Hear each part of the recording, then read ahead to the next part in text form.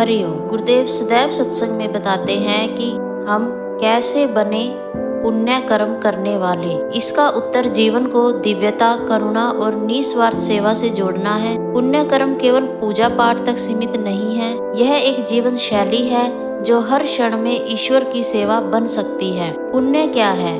पूज्य गुरुदेव बताते हैं कि वह कर्म जो दूसरों के हित में हो, जो आपके भीतर संवेदना, विनम्रता और समर्पण बढ़ाए और जिससे संसार को थोड़ा भी अच्छा बनाया जा सके। परोपकाराय पुण्याय पापाय परपीडनम। दूसरों की भलाई करना पुण्य है और दूसरों को दुख देना पाप। पुण्य कर्म करने के 7 सरल मार्ग हैं जो गुरुदेव इस प्रकार बताते हैं कि सेवा भाव रखें, किसी भूखे को भोजन देना, किसी वृद्ध की सहायता करना, बीमार की सेवा करना, सेवा ही सच्चा धर्म है। सत्य और न्याय के मार्ग पर चलें, ईमानदारी से काम करना, किसी का हक न छीनना, अन्याय के विरोध में खड़ा होना, दान करें लेकिन विवेक से। अन्न, वस्त्र, शिक्षा, समय या धन जो भी हो सके, गुप्त दान बिना दिखावा सबसे श्रेष्ठ माना गया है। दिया हुआ लौट आता है पुण्य बनकर।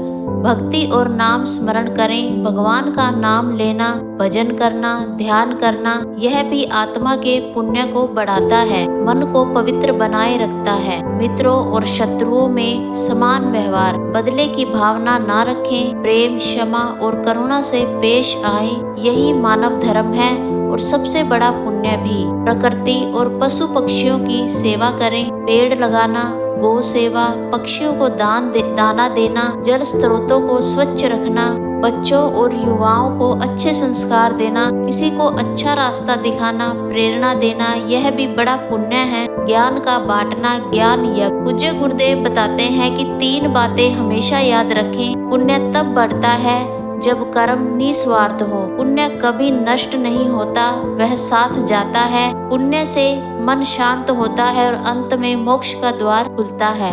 संतों की वाणी भी है, कर्म किए बिना छुटकारा नहीं, पर पुण्य कर्म ही मोक्ष का मार्ग बनते हैं। पुण्य कर्मी बनने का मतलब है हर दिन कुछ ऐसा करना जिससे भगवान मुस्कुराएं और कोई जीव थोड़ी देर के लिए चैन से जी सके। जय गुरुदेव।